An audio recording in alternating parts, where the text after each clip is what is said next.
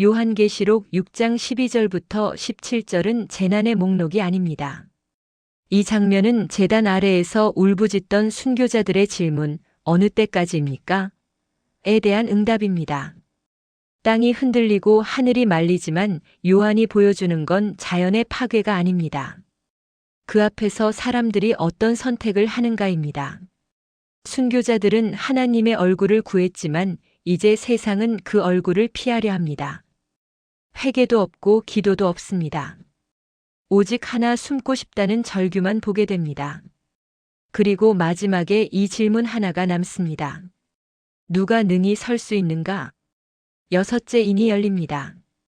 여섯째 인이 열리는 순간 온 우주가 요동치기 시작합니다. 큰 지진이 일어나고 해는 검은 상복처럼 변하며 달은 온통 피처럼 붉어집니다. 초대교회 성도들은 이 장면을 재난 예고로 읽지 않았습니다. 이 장면은 그들에게 너무나 익숙했기 때문입니다. 이사야, 요엘, 아모스 선지자가 반복해서 사용해온 여호와의 날입니다. 가장 먼저 큰 지진이 일어납니다. 헬라어로 세이스모스 메가스, 단순히 흔들리는 것이 아니라 엄청난 규모의 강력한 자연재해를 나타내는 표현입니다. 성경에서 하나님이 개입하시고 기존 질서가 더 이상 유지될 수 없을 때 등장하는 신호입니다. 이어서 해가 검은 털로 짠 상복처럼 변합니다. 상복의 헬라어인 사코스 트리키노스는 짐승의 털로 짜인 거친 형태의 상복입니다. 위기, 심판, 회개의 순간에만 입는 매우 불편한 옷입니다. 그런데 해가 상복을 입었습니다. 고대 세계에서 해는 빛과 질서, 그리고 권력의 상징이었습니다. 세상의 빛이라 여겨졌던 권력과 번영, 제국의 영광이 이제는 애도의 대상이 되었다는 선언입니다. 달도 마찬가지입니다. 밤을 비추던 달이 피처럼 붉게 물듭니다. 어둠 속에서 은밀하게 자행되었던 폭력, 숨겨졌던 순교자의 피가 이제는 우주적 증거물로 만천하에 드러나기 시작합니다. 이 장면은 단순히 세상이 끝난다는 공포의 메시지가 아닙니다. 오히려 이 세상의 질서가 결코 영원하지 않다는 폭로입니다. 지진이 일어나고 해와 달이 빛을 잃은 뒤 이제 시선은 하늘의 별들로 향합니다.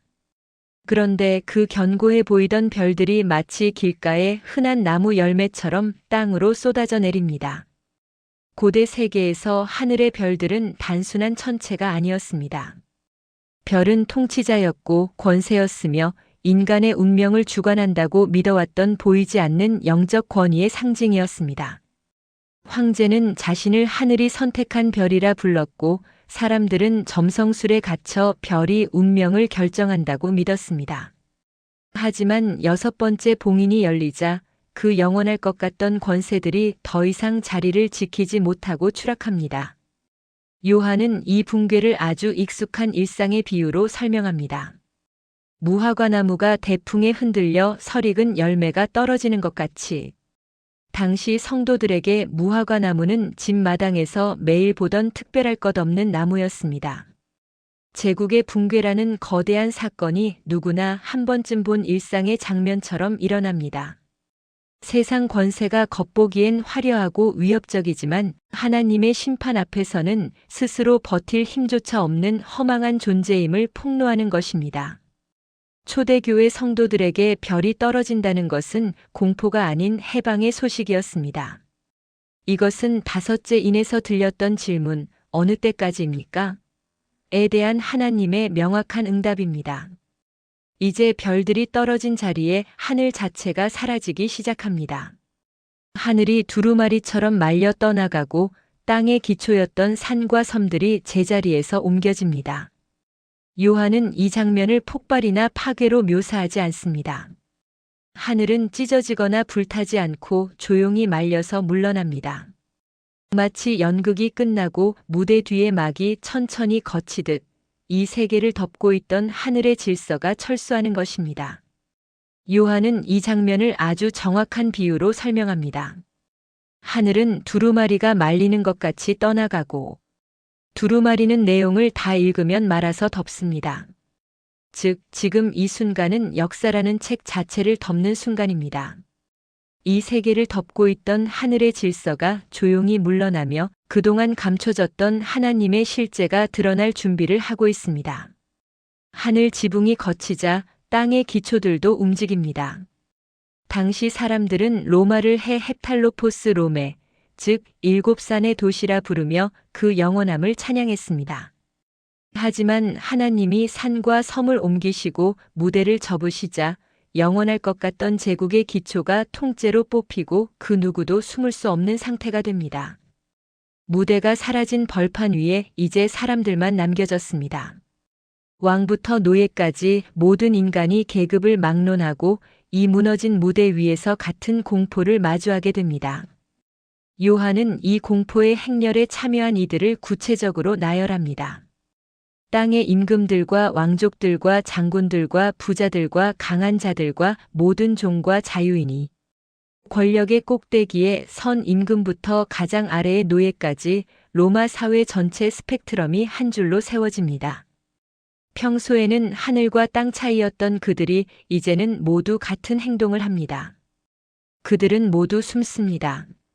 수모의 헬라어는 에크리프산, 창세기의 아담이 범죄 후 숨었을 때와 같은 죄책감에서 비롯된 본능적 공포 반응입니다. 그들이 숨은 곳은 굴과 산들의 바위 틈입니다. 조금 전 14절에서 산과 섬은 이미 제자리에서 옮겨졌습니다. 즉, 그들이 지금 필사적으로 숨어든 곳은 이미 뿌리째 무너지고 있는 기반입니다. 가장 견고하다고 믿었던 제국의 기초가 도리어 그들을 덮치는 무덤이 되고 있습니다. 초대교회 성도들은 이 장면을 보며 숨막히는 전율을 느꼈을 것입니다. 평소 자신들을 쫓아내고 잡아가고 죽이던 그 기세등등한 권력자들이 지금은 자신들과 똑같은 방식으로, 아니 그보다 더 비참하게 도망치고 있기 때문입니다. 하나님의 말씀 때문에 죽임당한 순교자들은 하늘의 제단 아래에 있고 세상을 호령하던 권력자들은 땅의 굴 속에 있습니다. 위치가 완전히 뒤집혔습니다. 이 장면에는 구별이 없습니다. 모두가 똑같이 무력해집니다. 권력자든 피지배자든 로마의 질서에 속해 있었던 존재들은 모두 같은 공포 앞에 서게 됩니다. 세상의 피라미드는 무너졌습니다. 임금도 노예도 하나님의 임재 앞에서는 존재를 감추고 싶은 죄인일 뿐입니다. 굴 속으로 숨어든 사람들은 이제 더 이상 사람에게도 왕에게도 군대에게도 말하지 않습니다. 그들은 무생물인 산과 바위를 향해 기괴한 기도를 시작합니다. 산들과 바위에게 말하되 우리 위에 떨어져. 이것은 기도가 아닙니다. 피난처를 찾는 처절한 절규입니다. 그들은 살기 위해 산으로 도망친 것이 아니라 산에 깔려 죽어서라도 하나님의 시선을 피하고 싶어 합니다. 그들이 그토록 피하고 싶어 하는 것은 단순한 재앙이 아닙니다. 보좌에 앉으신 이의 얼굴에서와 얼굴에서의 헬라어인 프로소프는 성경에서 인격적인 마주함과 관계를 뜻합니다. 성도들은 이 얼굴을 소망하며 살았지만 관계가 파탄난 자들에게는 이 마주함이 죽음보다 더 큰 공포가 됩니다. 어린 양의 진노에서 우리를 가리라. 온유와 희생의 상징인 어린 양이 진노의 주체가 됩니다. 우리를 위해 죽임당했던 어린 양의 거대한 사랑을 거부한 자들에게 남은 것은 그 사랑의 무게만큼 무거운 심판뿐입니다. 그들은 용서해 달라거나 돌아가겠다고 말하지 않습니다. 그저 우리를 가려달라, 우리 존재를 지워달라고 요청할 뿐입니다. 이제 그들은 도망칠 곳도 숨을 곳도 잃었습니다. 그리고 마침내 굴 속에 숨었던 사람들이 한 문장을 내뱉습니다. 그들의 진노의 큰 날이 이르렀으니 누가 능히 서리요? 이것은 세상에서 가장 당당하게 서 있었던 자들이 스스로 던지는 절망적인 고백입니다. 어린 양만의 진노가 아닙니다. 보좌에 앉으신 이만의 진노도 아닙니다. 두 분의 뜻이 일치된 그들의 진노가 집행되고 있습니다. 여기서 말하는 진노의 큰 날은 단순한 재난의 날이 아닙니다. 전쟁이나 천재지변을 넘어 보좌에 앉으신 이와 어린 양의 통치가 역사 속에 정면으로 드러난 날입니다. 요한은 이제 온 우주가 진짜 주인의 판결 앞에 서게 되었음을 선포합니다. 그래서 이제 질문은 바뀝니다. 누가 살아남느냐가 아니라 누가 설 수 있느냐는 것입니다. 세상에서 가장 당당하게 서 있던 왕들과 장군들이 이제는 아무도 설 수 없다고 비명을 지릅니다. 이 질문은 박해자들만을 향한 것이 아닙니다. 초대교회 성도들에게도 이 질문은 무겁게 다가왔습니다. 로마가 무너질 때 과연 우리 중 누가 하나님 앞에 정직하게 설 수 있을 것인가?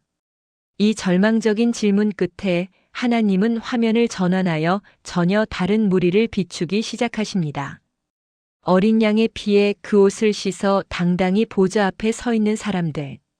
누가 그 진노 앞에 설 수 있는지 다음 시간 7장의 이야기로 이어가겠습니다.